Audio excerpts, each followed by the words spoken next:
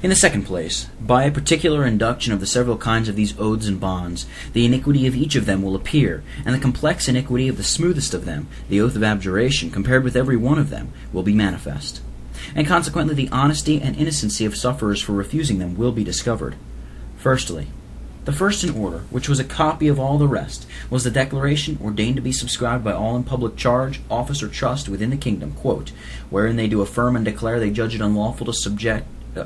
subjects upon pretense of reformation or any other pretense whatsoever to enter into leagues and covenants or to take up arms against the king, and that all these gatherings, petitions, protestations that were used for carrying on the late troubles were unlawful and seditious, and particularly that these oaths, the national covenant and the solemn league and covenant, were and are in themselves unlawful oaths, unquote. Here is a confederacy required against the Lord, at which the heavens might stand astonished, an unparalleled breach of the third command, which could no more be taken in truth and righteousness than an oath renouncing the Bible. But it hath this advantage of the rest, that it is somewhat plain, and the iniquity legible on its front. First, that it is a renouncing of solemn and sacred covenants, perpetually binding to moral and indispensable duties, the wickedness whereof is evident from what is said above. Second, it makes perjury of the deepest dye, the absolute necessary qualification of all in public office who cannot be presumed capable of administrating justice when they have avowed themselves perjured and perfidious, and not to be admitted among heathens, let be Christians, nor trusted in a matter of 10 shillings money, according to the laws of Scotland. Thirdly, it renounces the whole work of reformation, and the way of carrying it on, as a pretense and trouble unlawful and seditious, which if it be a trouble, then the peace they have taken in renouncing it must be such a peace as in the plague of God upon the heart, filling it with senselessness and stupidity in his last judgment, because of the palpable breach of covenant, or such a peace as is very consistent with the curse and vengeance of God, pursuing the quarrel of a broken covenant. Fourth, it condemns the taking up of arms against the king, which shall be proven to be a duty. Head 5. Besides, that hereby the most innocent means of seeking the redress of grievances that religion, risings, law, and practice of all nations allows, is condemned. Yet in effect, for as monstrous as this oath is, the complex of its iniquity is touched in the oath of abjuration, in which many of these methods of combinations, risings and declarations of war against the king, and protestations against his tyranny, which were used in the late troubles for carrying on the Reformation, are abjured, in that a declaration is renounced, in so far as it declares war against the king, and asserts it's lawful to kill them that serve it, which yet in many cases in the covenanted Reformation were renounced, were acknowledged and practiced as lawful, besides that it hath many other breaches of covenant in it, as will be showed. Number 2. The next net they contrived to catch consciences was the oath of allegiance and supremacy, quote, wherein they that took it for testification of their faithful obedience to the most gracious and redoubted sovereign, King Charles,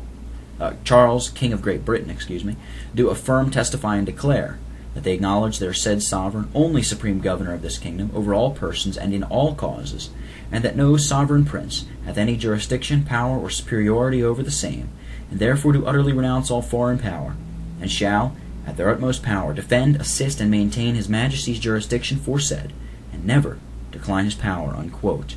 The iniquity of this oath is very vast and various. First, it is a covenant of allegiance with a king, turned tyrant and enemy to religion, subverter of the Reformation and overturner of our laws and liberties, and therefore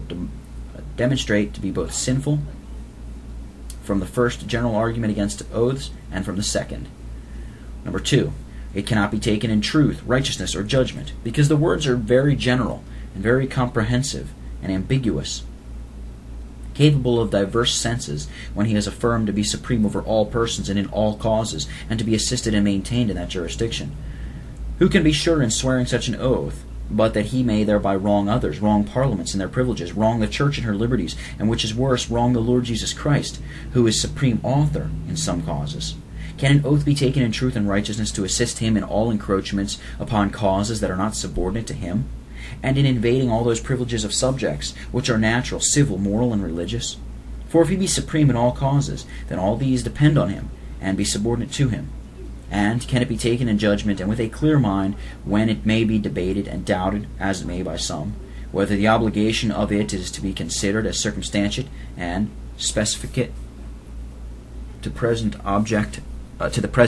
of it, supposing him a tyrant? Or in a more abstract notion, as it might be rendered in the sense of its first authors, as it was taken in King James VI's days,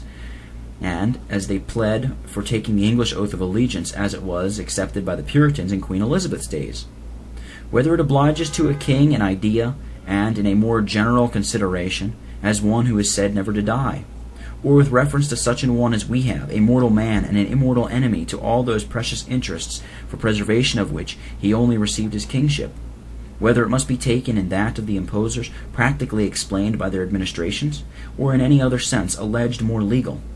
these would be clear before it can be taken with the due qualifications of an oath. Thirdly, as for the civil part of it, or ecclesiastical, no other examination needeth to be inquired after than what they give forth on their acts on record, the act of supremacy to be seen in the historical representation of the sixth and last period, since it is the ecclesiastical part of it, and the act for acknowledgment of His Majesty's prerogative does sufficiently sense, explain, and expound the civil part, declaring, quote, that it is inherent in the crown, and an undoubted part of his royal prerogative, to have the sole choice and appointment of all officers of state, the power of calling, holding, and dissolving parliaments, and all conventions and meetings of estates, the power of armies, making of peace and war, treaties and leagues with sovereign princes or states, or at home by the subjects among themselves, and that it is high treason in the subjects, upon whatsoever ground, to rise in arms, or make any treaties or leagues among themselves, without His Majesty's authority first interponed thereto,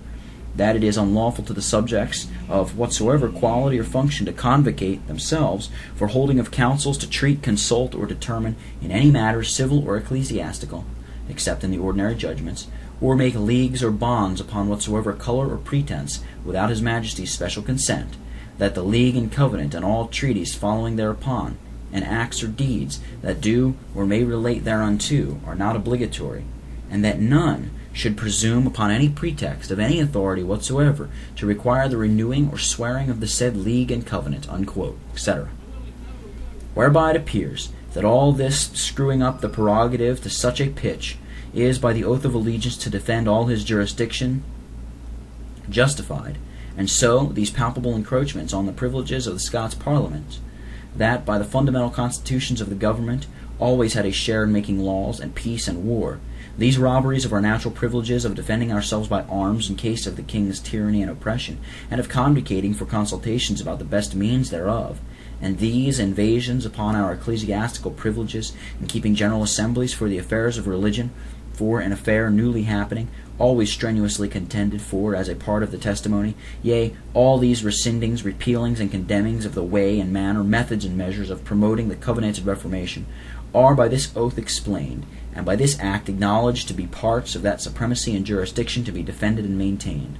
As likewise by many wicked acts since promulgated, which promote the supremacy to a vast degree of absoluteness, which all do interpret what that supremacy is which is sworn to be maintained, to wit, pure tyranny established by law.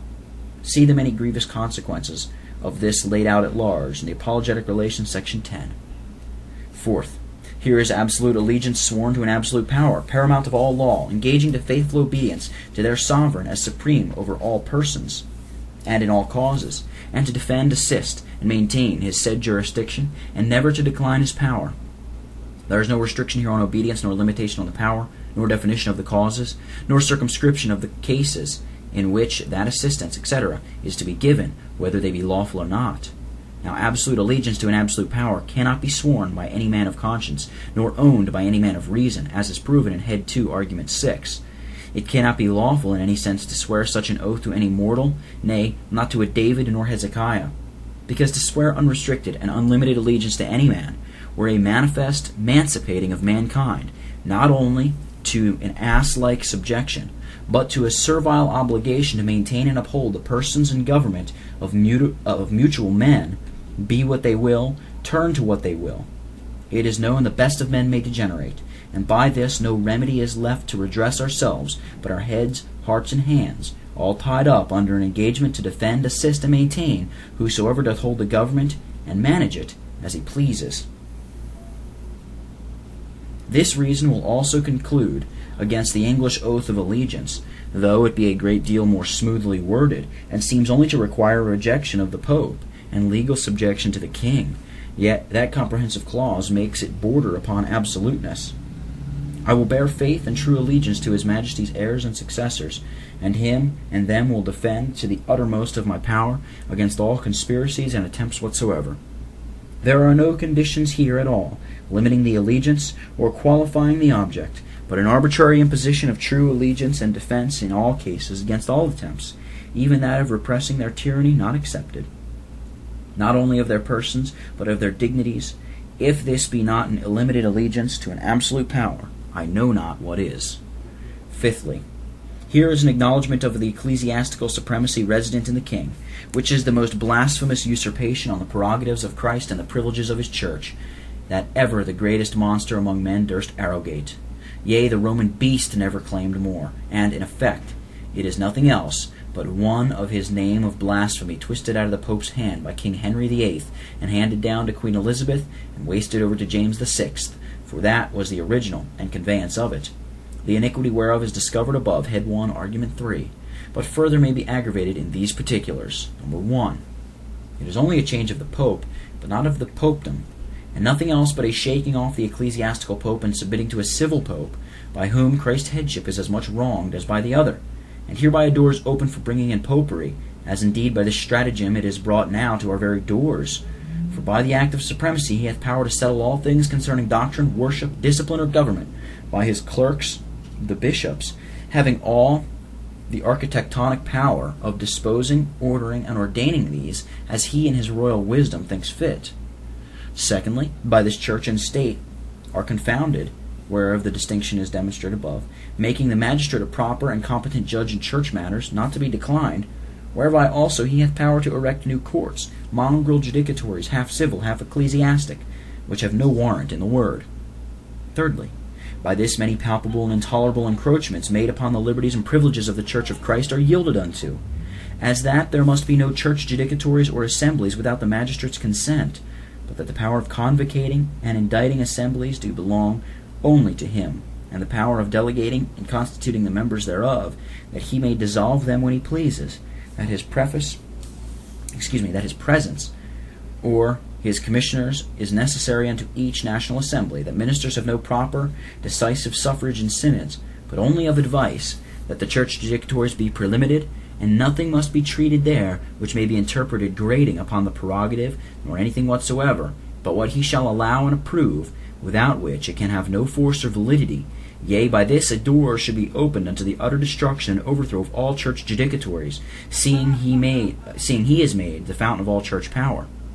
Fourthly, by this the magistrate is made a church member, as he is a magistrate, and so all magistrates as such are church members, even heathens. And yet, fifthly, by this he is exempted from subjection to the ministry, because they are made accountable to him in their administrations, and in the discharge of their function are under him as supreme.